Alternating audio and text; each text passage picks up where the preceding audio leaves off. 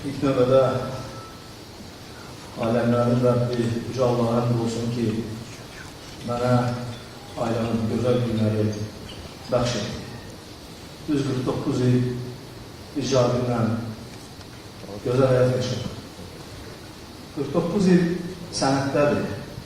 Amma o doğrudan da çox böyük ömür yaşadı. Zəngin, dolu, işıqlı, ilk illərdə qayğısız, Allah'ın sayesinde, valideynlərinizin sayesinde qayğısız, şuşalı, şuşasız və yenidən Allah'a şükürlər olsun, şuşalı günlərimizi yaşadı. Həyatımızın mənası haqqında biz çox danışmışdıq. Bu dövlətə, dövlətçiliyə qulluq etmək. Baxmayaraq ki, bəzi qüvvələr bizi, Cabiri biraz pis tərəfdən, mənfi tərəfdən göstərmək istəyirlər. Amma bir misal var ki, Allah kimi ucaldarsa, onu heç kim alçalda bilməz. Cabir bax, belə insanlardan idi, elə qardaşlardan idi, elə vətəndaşlardan idi. Nümunəvi vətəndaş idi, nümunəvi ata idi, nümunəvi oğul idi, nümunəvi nəvə idi. Mən ondan böyük olmuşam. Çoxları elə bilir ki, Cabir məndən böyükdür. Mən ondan 2 yaş böyüyəm. Amma mən ondan çox şey öyrəndim. Çox şeylər öyrəndim. Bəlkə də ona görə həyatının illərinin sonunda məndən rəva getdi. Söhbət bax, bu gözəl binadan gedir və ona dövlət tərəfindən həvalə etdi. Çox məsuliyyətli və eyni zamanda şərəfli bir vəzifədən gedir. Həmişə harda olur olsun, istəyir KVN illərində, istəyir KVN-dən sonra illərdə, yenə deyəm, həyatımızın mənası yalnız və yalnız Şuşa idi. Çünki təməlimiz belə qoyulmuşdur. Bəstəkar Süleyman Ələsgər tərəfdən. Yenə də şükürlər olsun. Eşq olsun bizim Müzəffər Ali Başkomandana bizi Qarabağa gətirən. Yəni ki, həmin gün Cabir müharibə başlayan günü Cabir özünü yer tapmadı. Bunun birinci dəfə danışıram. Anam da, atam da. Gəldi, dedi ki, mən ailəmi sənə tapışıram, mən gedirəm müharibəyə. Bunu həmin o insanlara deyirəm, o jurnalistlərə deyirəm, hansılar ki, bizim dalımızca danışırdılar, deyirlər ki, siz keftəsiz. Amma cəmaat orada savaşır. Bəli, cəmaat orada savaşır. Və siz haradan bilirsiniz Cabirin ürəyində nələr var idi? Hə? Dedim, Cabir, sən necə desən elə. Getdi. Amma dövlətimiz dedi ki, hələ sənin növbən gəlib çatmıyor, Cabir. Sən gözləməlisən. Sonra ondan xəbərsiz mən də getdim. Amma o da heç dedim. Çünki bilirdim ki, mənə nəsə olsun mütləq mənim ailəmə başlıq edəcək. Biz belə böyümüşük.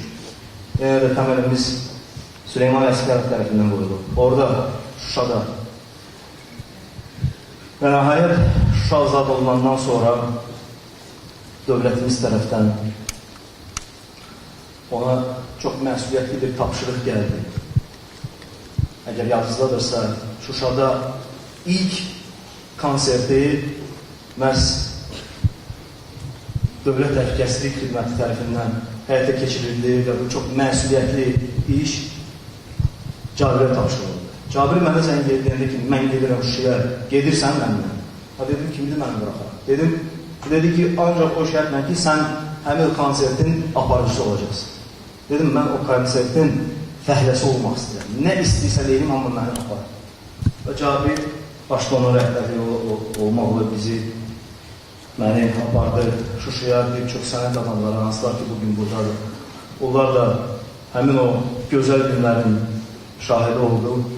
Və bu son 5 ildə biz ancaq Şuşa sözü ilə yaşadıq, Qarabağ sözü ilə yaşadıq. Keçən il hələ balaca oğlunun 1 yaşı tamam olmamışdı, apardı Şuşaya. Dedim, Hacı, balaca da hara aparsın? Dedi, sənin neçə ayda aparır? Dedim, 6 ay. Niyə getməsin? Qoy getsin. Qoy uşaqlıqdan sevsin adam. Və inanın ki, uşaqlar oraya gələndən sonra hər gün, hər həftənin sonu deyirdi ki, bağa istəmirik, Şuşaya istəyik. Bağa istəmirik, Şuşaya apardım. Şuşaya cıdır düzmək istəyik. Düz 5 gün bundan qabaq biz Cabirlə, ailələrimizlə, balalarımızla birlikdə yenə getdik Şuşaya. Geçən həftənin 3-cü günü görmüşdük. Bəstəkar Süleyman Ələsgərov haqqında ailəmiz tərəfdən çəkilən bədii filmin çəkilişlərinə. Mən heç vaxt film haqqında danışmıram, amma sonluq onun nəvələri ilə, nəticələri ilə bitir. Cabir və həmin o sonluqda çəkildi. Film çəkilərindən sonra o birləri insan hiss edir. Neyse istəyirəm, hələ onu bilmirəm, deyəm ki, onun da vaxtı gəlib çatacaq. Mənə dedim ki, bu gecəsində uşaqlar gedək gəzək. Getdik gəzdik.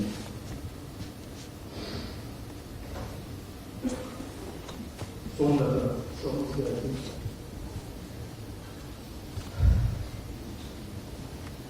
Orada drone çəkilişlərində dronumuz daş altı tərəfə düşmüşdü. Dedim ki, bu tapılmasa adı bağışlarına uşaqlarına, bir də öz uşaqlarına yenidən əziyyət verib, təzdən gelməliyik, yenidən çəkməliyik. Dedi, sənlə tanışlar, birincisi mənim olacaq, ikincisi böyük məmnuniyyətlə uşaqlarla oraya getmək çox böyük bir xoşlar.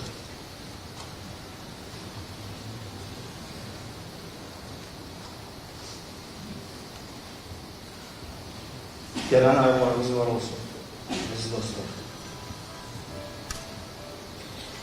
Mən qardaşlar yetim qaldım. Deyirlər, atadan anana yetim qalmaq, valideynlər məndən inciməsinlər. Mən qardaşlarımdan yetim qaldım. Yenə də İmamovlar, Ələsgərovlar ailəsi adından sizə təşəkkürümü bildirəm. Dövlətimizə, ölkə başçısı, cənab prezidentimizə, Respublikanın birinci xanımı Mehriban xanım Əliyeva, Dövlət Təhlükəsizlik Xidmətinin rəhbərliyinə təşəkkürümü bildirəm. Haqqınızı alıyorum canım. Əgər kiməsə borcu qalıbsa, xahiş edirəm, mənə yaxınlaşın, alabaşın. Allah sizi, ailələrinizi doğursun. Yaşasın Azərbaycan və həmişə ritmin sonunda bunu demişəm. Yaşasın bizi Qarabağa gətirən Müzəffər Ali Baş Komandan.